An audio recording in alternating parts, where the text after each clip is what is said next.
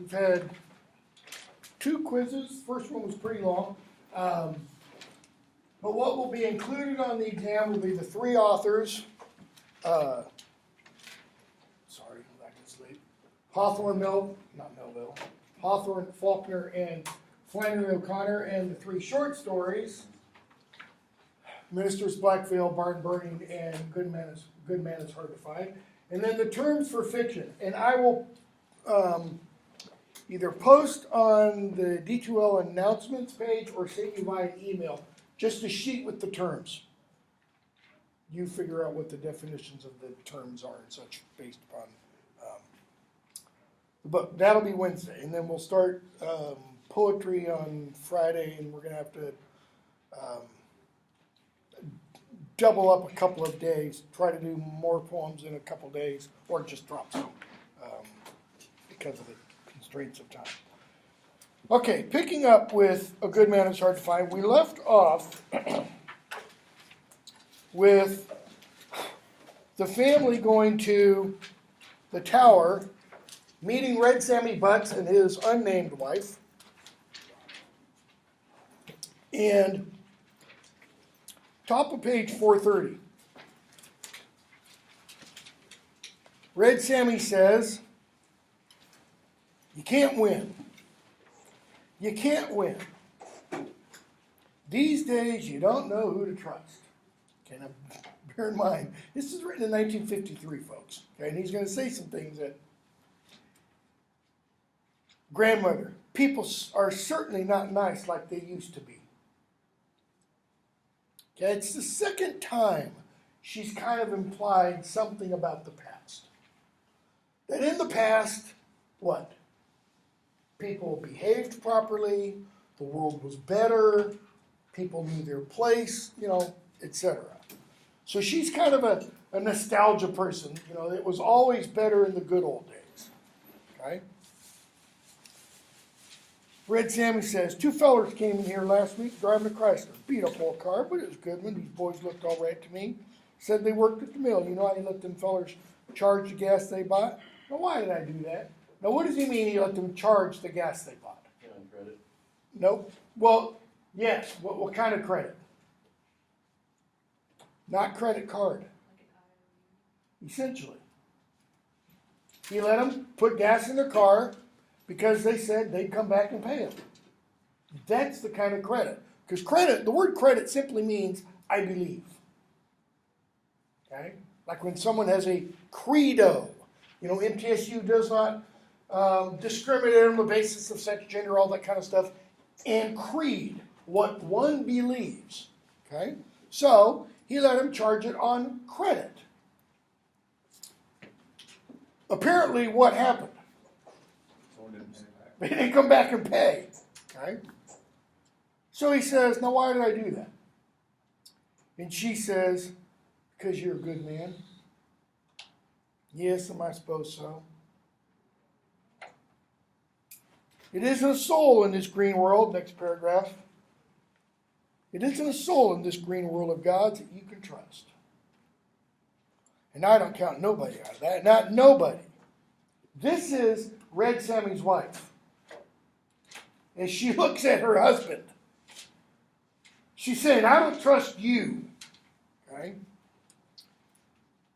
Grandmother, did you read about that criminal, the misfit, that's escaped?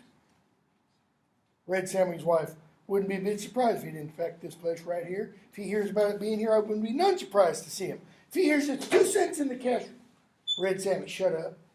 That's what the that'll do means. Go bring these people their Coca-Colas. And then Red Sammy gives us the title of the short story. A Good Man is Hard to Find. Everything is getting terrible. Remember the line in O'Connor's letter about the terrible condition the world is coming to. Red Sammy, everything is getting terrible. Now he's just a dumb old redneck hick from South Georgia, or Middle Georgia if you want. He's not an intellectual, he's not a philosopher. He wouldn't know, the stuff we were talking about last week, existentialism, nihilism, all that kind of stuff. Everything is getting terrible. I remember the day you could go off and leave your screen door unlatched. Not no more. In 1953, that's when she's writing this. Or it's when it's published. She's probably writing it in 52. Okay? Red Sammy is saying in Podunk, Georgia, in 1952, you can't leave your screen door unlatched. I don't lock our front door. And it's 2018. Now, admittedly, I do have 3 very large dogs. A 100-pound lab, an 85-pound Great Pyrenees German Shepherd mix, and a 65-pound Australian cattle dog that as soon as eat you is look at you. Okay? Could be one thing. But Red Sammy is saying, I don't even feel safe anymore. And what happens? He and the grandmother discuss better times. The old lady said, in her opinion, Europe was to blame for the way things were now. Now, we could update that. We could make it 2018. I could pull up CNN on this thing or on this thing and show you live images right now of 7,000 people making their way across the southern Mexican border from Guatemala and Honduras, and we could say, it's Central America's fault now, or it's Mexico's fault. We could pick our boogeyman, in other words. Why does she blame Europe? Well, what ended 6-7 years ago? World War II. Okay, so why is Europe the problem now? Because the war started. Okay, that's where the war started, but what's going on in, let's say, 1952 in Europe? War's been over 7 years. Who? Who's doing the rebuilding? Or, let me put it this way, who's paying for the rebuilding? Germany, America. Not Germany didn't have anything. Germany didn't have anything left. We were repaying for it. The Marshall Plan. George Marshall was the Secretary of State. He came up with this great idea, and it was a great idea. Rebuild Europe. We will help you. You do the work, we'll do the funding. Though we had construction companies involved in such also. Why? Because he learned the lesson of the past. George Santayana, 20th century philosopher, early 20th century philosopher, those who don't learn the lessons of the past are condemned to repeat them. Okay? What happened after World War I? Did we help rebuild Germany? No. In fact, we pushed Germany's nose in it. Kind of made him a little angry. He learned that lesson. So, she said the way Europe acted, you would think we were made of money. It's not much different today, folks. United States is the #1 donor for humanitarian causes. Okay? Red Sammy said, no use talking about it. She was right. Children run outside, etc., etc. Okay, so I want to back up for a moment. A good man is hard to find. Where do you think O'Connor comes up with that phrase? Is it just something kind of floating around in the ether? Do you hear people say that? I think that's one of the things that comes because she is a Catholic writer. Okay? And I always forget to do this, and I don't have it written in this book. In the Gospels, again, she's a Catholic writer. She believes it. She takes it seriously. That is, it being her Catholicism or Christianity. In the Gospels, a rich guy comes up to Jesus and says, "Good master, what must I do to be saved?" Anybody know what Jesus's initial response is? He asks them a question in return. No. Why do you call me good? There is none good but God. Okay? Now, I think, and I could be wrong, not a biblical scholar by any means, I think Jesus, by throwing that question back at him, might be going, good job. recognize me. You called me good. There is none good but God. So if you're saying I'm good, you're saying I'm God. Okay? How does the rest of the story go? Is that where Nicodemus? No, Nicodemus is later. He tells him two things. What do the law and the prophets say? Or he says, what are the two greatest commandments? Love the Lord your God, blah, blah, blah, blah, blah, and love your neighbor as yourself. Jesus says, good. He goes, yeah, but I've done all these. Go and sell all that you have and come and follow me. And the guy's like, damn. Why? Because he's a rich man. And he goes away. And then Jesus, I don't think I'm confusing two different incidents, but I might be. And then Jesus tells the parable of the Good Samaritan. Okay? So, a good man is hard to find.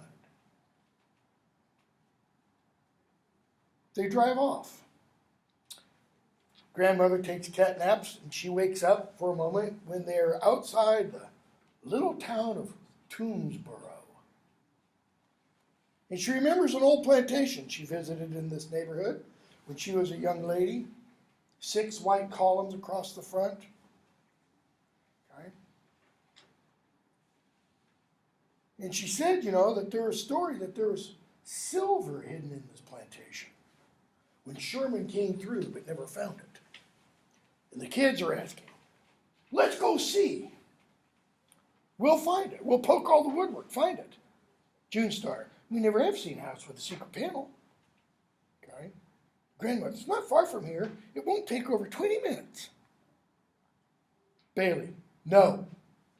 He's just driving on along. Children begin to yell and scream that they wanted to see the house with the secret panel. John Wesley kicked the back of the front seat, and June Starr hung over her mother's shoulder and whined desperately into her ear that they had never had any fun, even on their vacation, that they could never do what they wanted to do. The baby began to scream. John Wesley kicked the back of the seat so hard, his father could feel the blows in his kidney. All right, he shouted and drew the car to a stop at the side of the road. Will you all shut up? Will you all just shut up for 1 second? If you don't shut up, we won't go anywhere. So, describe Bailey. Exacerbated. Exacerbated. Why? Got some frantic kids. Long drive. Frantic kids, long drive. What else? Grandmother. Got his mom with him. Bitching at him all the time.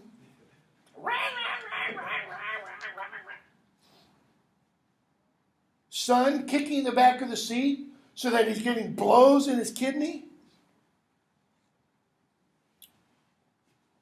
It would be very educational for them, his mother says. All right, this is the only time we're going to stop for anything like this. This is the one and only time. Really? Do you think it is? Or do you think Bailey is the kind of parent that his kids whine and cry and scream and yell, and he gives in? And he gives in. And he gives in. If you don't stop that, I'm going to. I mean it this time. I'm serious this time. It's the fourth line in the sand, so to speak. So, they turn around, and the grandmother says, "She was down that dirt road." Why is it significant that it's a dirt road? I mean, they've been on a paved road. What happens when you leave, metaphorically, let's say, a paved road for a dirt road? Paving represents what? Civilization. Possibly. Civilization. Law, order. The dirt, you're leaving civilization. You're possibly leaving law and order. So they go down. Bailey says, bottom of 431, this place had better turn up in a minute or I'm going to turn around. The grandmother, it's not much farther. And just as she says that, she remembers, oops, not here. I'm thinking the wrong place. The thought was so embarrassing, she turned red in the face, her eyes dilated, her feet jumped up, knocking the valise, suitcase, off of Pity Singh's basket, and the cat is out of there like a shot. And what does the cat do? Jumps onto Bailey's shoulder. Does that mean the cat just calmly jumps up and is sitting up there? Its claws out. The children were thrown to the floor, and their mother, clutching the baby, was thrown out of the door onto the ground. The old lady was thrown into the front seat. The car turned over once, landed right side up in a gulch off the side of the road. Bailey remained in the driver's seat with the cat, clinging to his neck like a caterpillar. Now that is not a peaceful image by any means. As soon as the children saw they could move their arms and legs, they scrambled out of the car, shouting, "We've had an accident." The grandmother's curled up under the dashboard. And that's where we're told what her thought was. Plantation wasn't in Georgia, it was in Tennessee. Bailey removed the cat from his neck with both hands and flung it out the window against the side of a pine tree. Why against the side of a pine tree? Kills it. He breaks its back. That cat's not going to bother him anymore. Then he got out of the car, started looking for the children's mother. Why'd she get thrown out of the car? No seatbelt. But she was sitting against the side of the red gutted ditch, holding the screaming baby. She only had a cut down her face and a broken shoulder. Only had a cut and a broken shoulder. Now the cut is the kind of word you use the adverb only for. Broken shoulder you don't use only for. 2010, January 10th of 2010 to be exact, I stepped out my garage to put something in the trash can, and there was snow, and I didn't realize that about an inch beneath that snow, just solid ice. And I stepped out and went up like that, broke my fall like this, and in doing so, totally severed my rotator cuff. All the muscles just snapped. Got up and immediately was really lightheaded because the pain was like. So, broken shoulder. It's not only, okay? June Star. But nobody's killed, as she looks at her grandmother. Now, I didn't put it, I don't think I put it on the D2L. You can look for it if you want. Just go to YouTube and search for Flannery O'Connor, Good Man Is Hard to Find. Because there's an audio of her reading this. Okay? And her reading this is a whole lot funnier than I make the story sound like. I mean, it's just droll and dry. Okay? I kind of make it a whole lot more serious maybe than what she intended. Nobody's killed with disappointment as the grandmother limped out of the car. The mother, maybe a car will come along.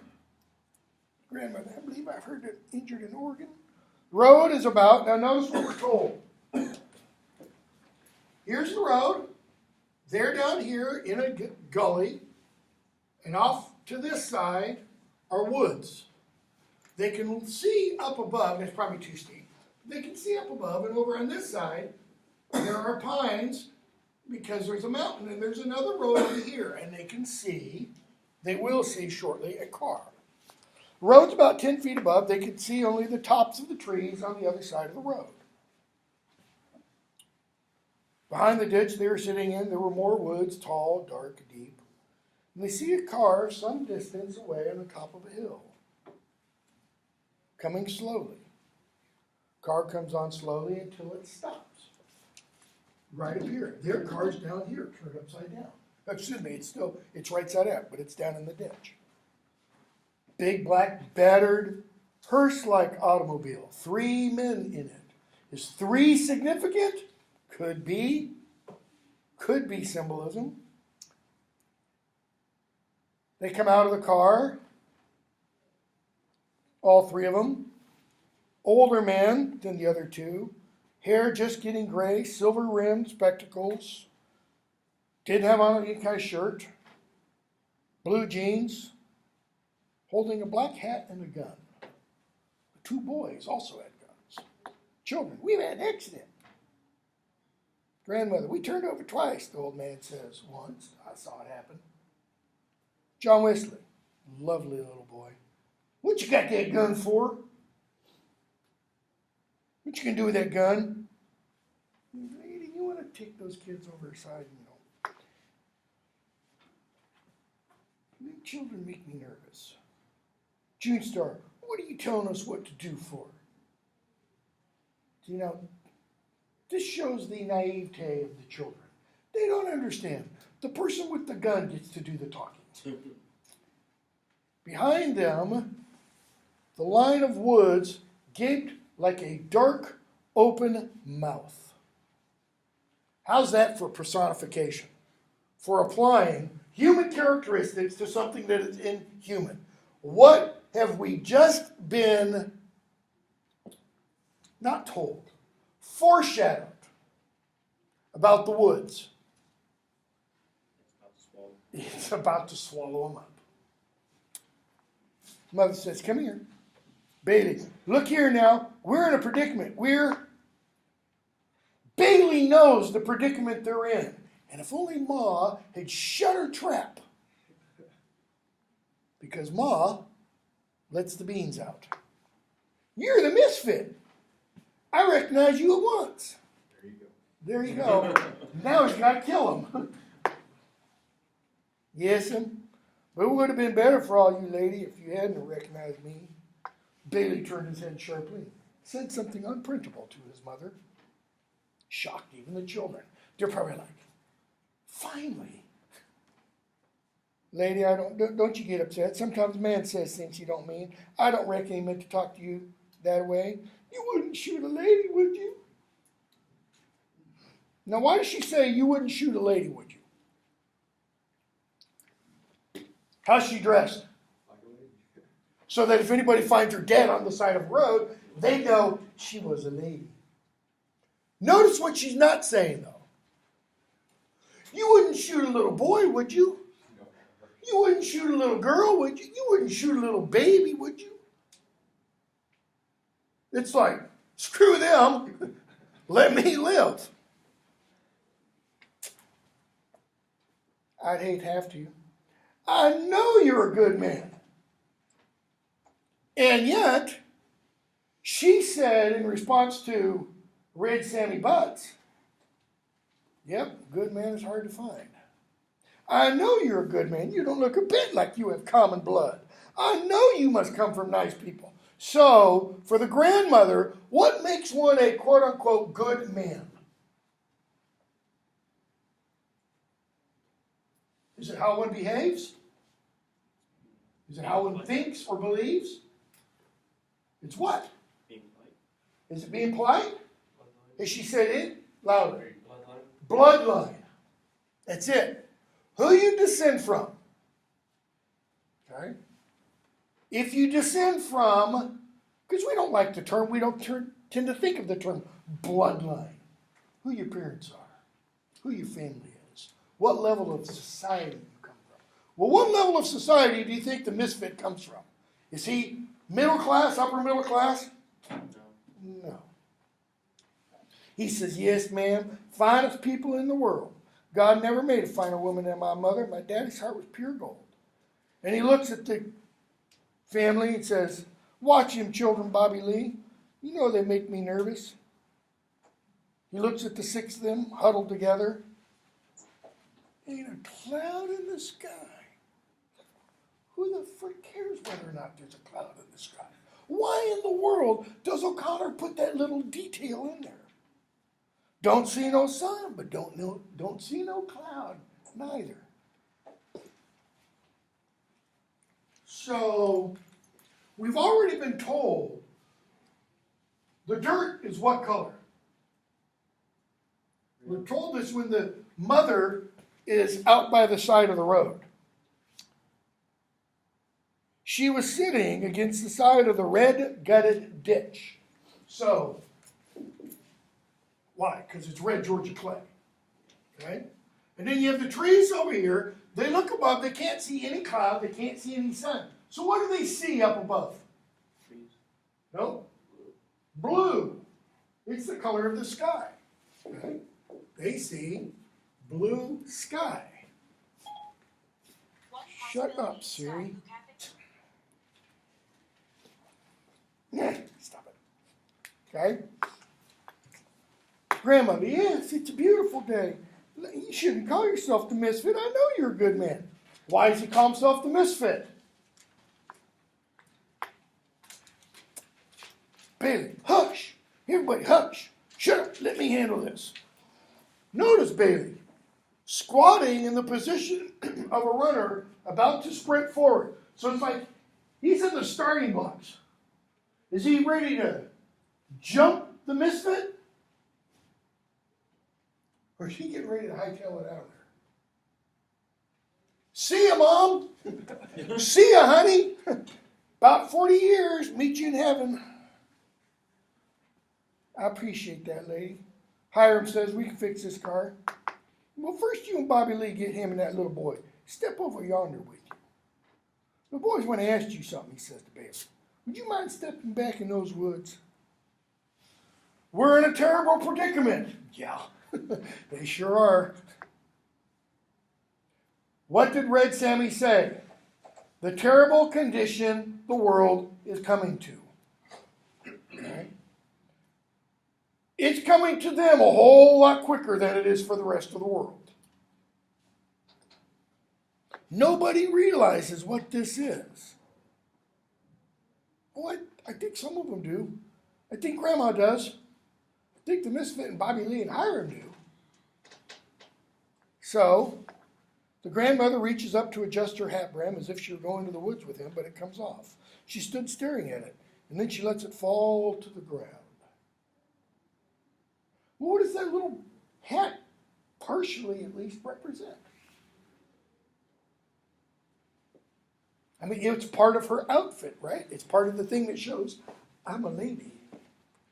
Well, what does I'm a lady get you in a terrible predicament? Nothing. It's showing that her trust in kind of these social, almost like commodities, things that you can exchange, as long as the other people are in your same social class, isn't going to do you a lick of good. John Wesley catches hold of his father's hand, and Bobby Lee followed, and they walk off to the woods. Why does John Wesley hold his father's hand? He is scared. Have we seen any love between John Wesley and his parents before this? How about between the parents and the children? Nope. Do you think John Wesley realizes what's about to happen? Yeah, I think he does. I think he's like, Daddy, I'm scared. Hiram pulls Bailey up by the arm as if he were assisting an old man. I'll be back in a minute, Mama. Wait on me. Who's Mama? It's the grandmother. Bailey boy, come back this instant, she says. I just know you're a good man. I don't know if any of you are married or not. Who should Bailey be talking to? Yeah. His last thoughts should be towards his wife, not his mother. What's this tell us about Bailey? What two-word phrase could we use to describe Bailey? Mama's boy. And that's why he is the way he is. I just know you're a good man. You're not a good... No, I ain't a good man. But I'm not the worst in the world either. He says, Daddy said I was a different breed of dog. Some that can live their whole life without asking about it. What's the it? I'm going to come back to that. And its others has to know why it, whatever the it is. And this boy is one of the latter. He's going to be into everything. He says, sorry, I don't have a shirt on before you ladies. You know, we borrowed these from some folks we met. Yeah, that's why his jeans are too small. He killed him. Okay. She goes, maybe Bailey has one in his suitcase. She goes, that's all right. I'll get one directly. Where are they taking him? The mother screams. The children's mother, not the grandmother.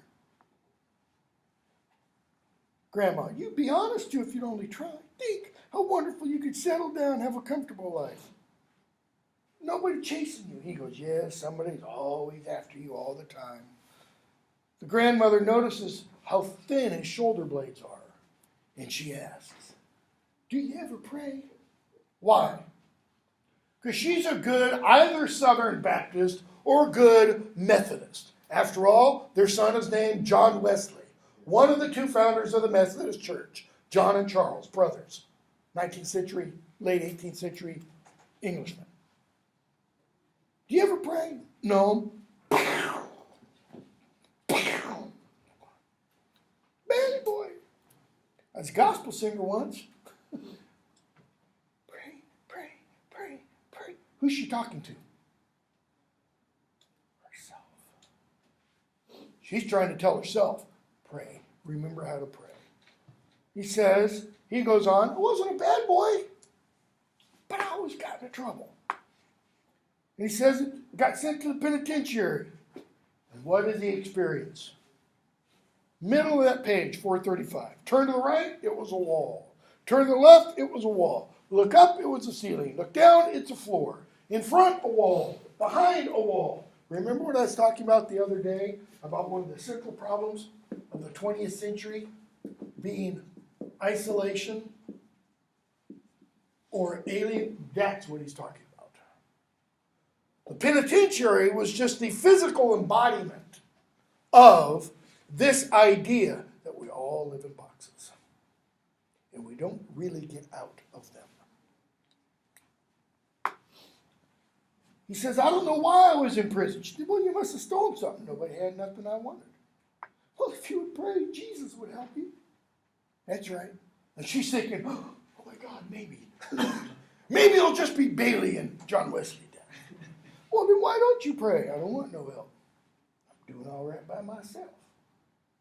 Why, how is he doing all right by himself? Killing people stealing their things. What's wrong with that?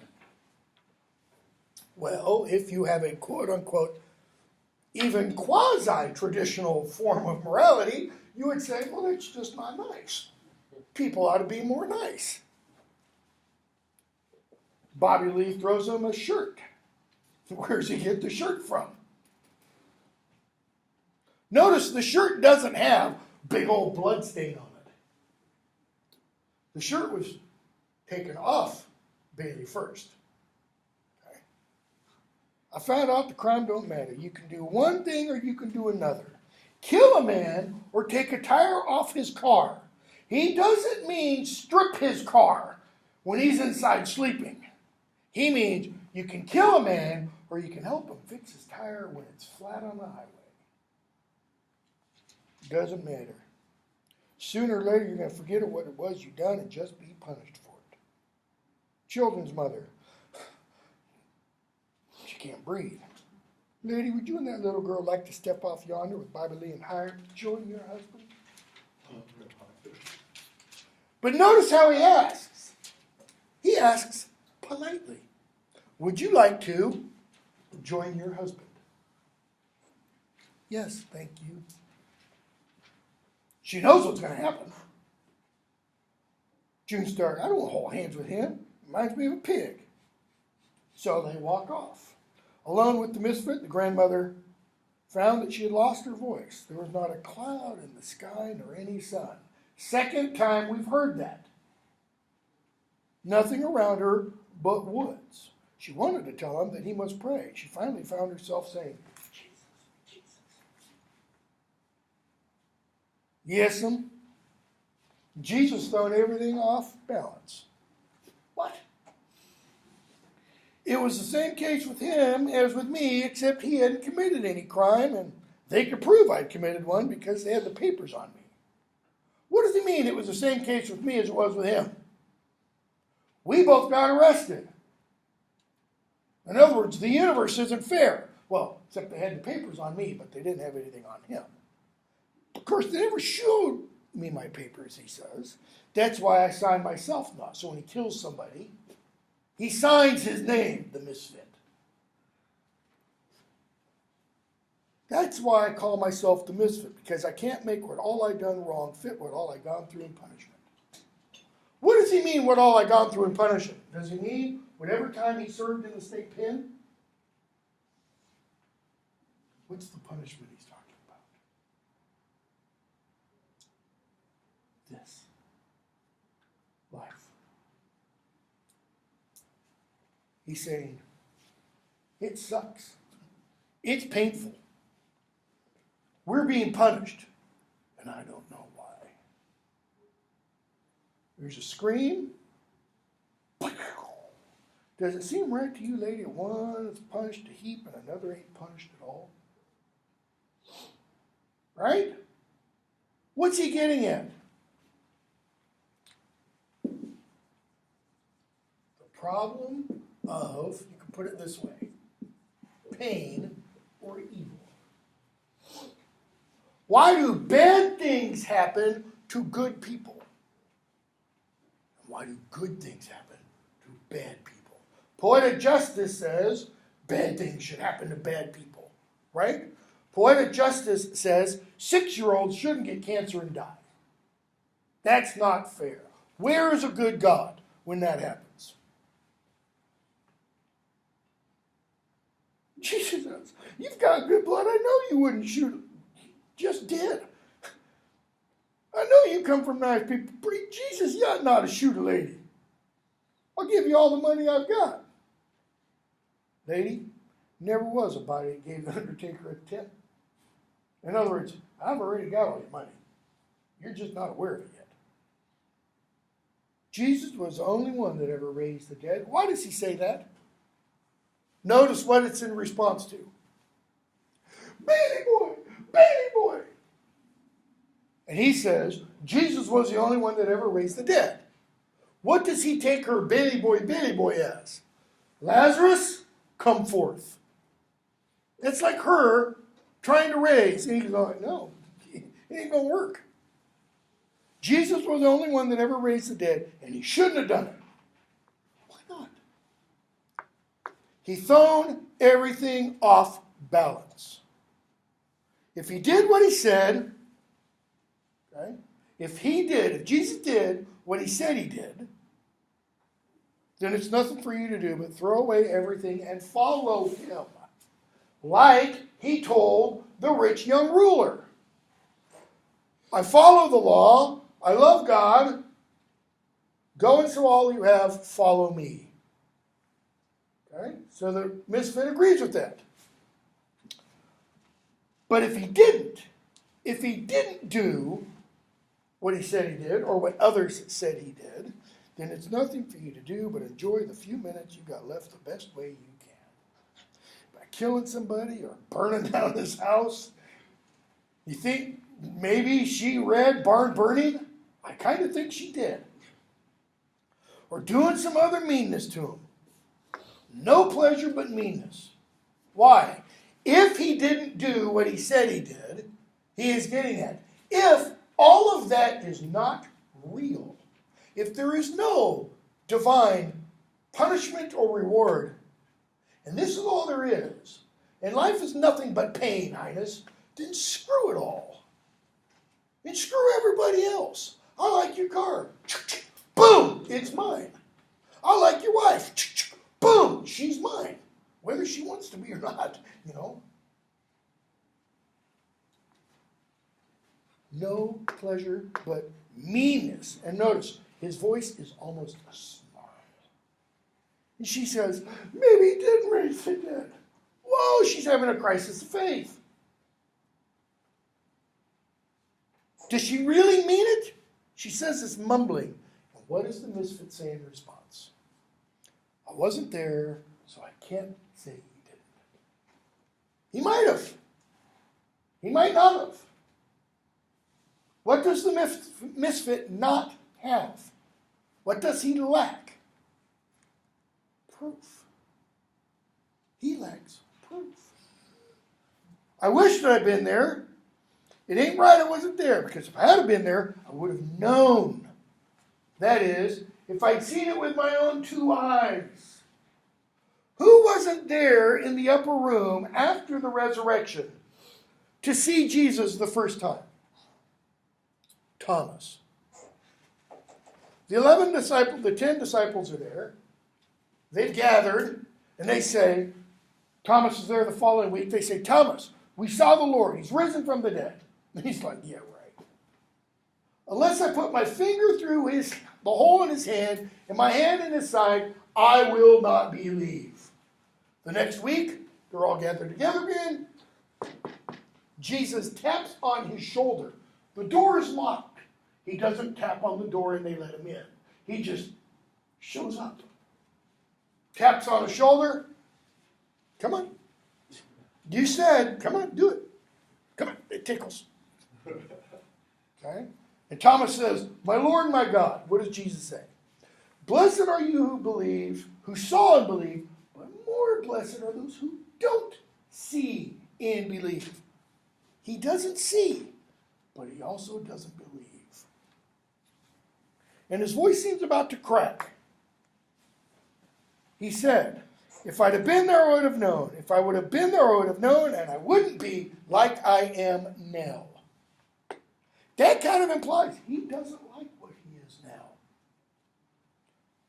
But he doesn't know, so he can't change. And for a moment, his voice seemed about to crack, and the grandmother's head cleared for an instant. Cleared, what does that mean? She has clarity of sight. To those who have eyes to see, let them see. Those who have ears to hear, let them hear. She does this for the first time. Everything else she said is based upon what? I mean, everything throughout the story. Her expectations of what others think. She wants people to think she's a lady. It doesn't matter whether she is or not. Right? And what does she do? She saw the man's face twisted close to her own as if he were going to cry, and murmurs, well, you're one of my babies. You're one of my own children. And she touches him on the shoulder. He blows her away. What does she mean? You're one of my babies. You're one of my own children. Not only what does she mean, but what is she?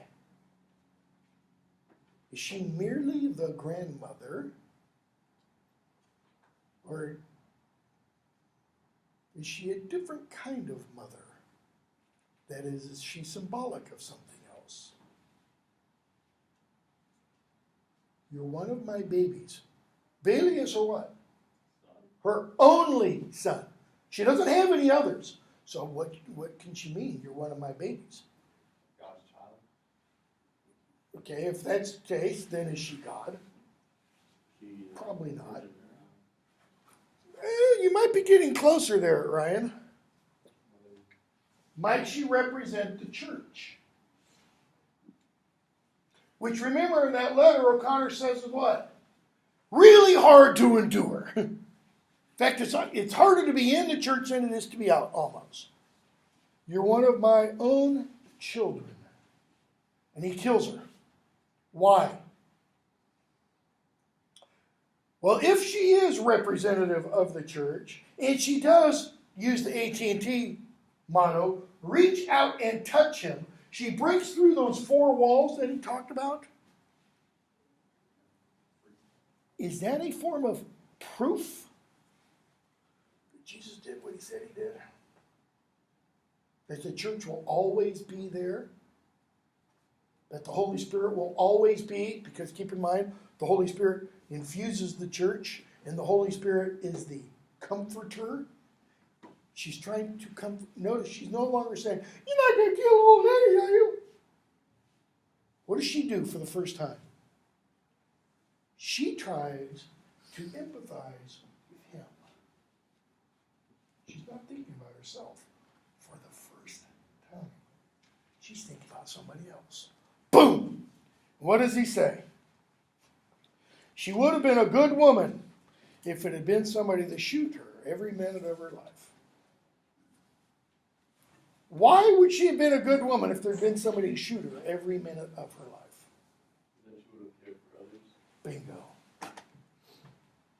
Her last moments, her last breath, almost, is her first real, let's use the word I put up over here the other day, authentic moment of her life. It's the first time she really embodies what she says she believes. It's that kind of Christian existentialism. He means if there had been somebody there every moment of her life, she would have what? She would have then been a real Christian, a true Christian. Let me stop with this. St. Ignatius of Antioch, early Christian church, okay, died around 110, 120 AD. We have a bunch of letters that he wrote as he was making his way from Antioch, modern-day Turkey, to Rome. He was being taken to Rome to be martyred. And while he's on his way, he writes these 7 letters to 7 different churches, or to 7 groups of Christians. And in them, he finds out some of these Christians are trying to buy his freedom. And he's like, stop. I want to go to Rome. I need to be a martyr. And he says the reason he needs to be a martyr is he wants to be a true Christian, a real Christian. He means I want to be just like Christ. In other words, I got to die too. Okay? That might inform a little bit of what O'Connor is suggesting in here. All right. See you on Wednesday.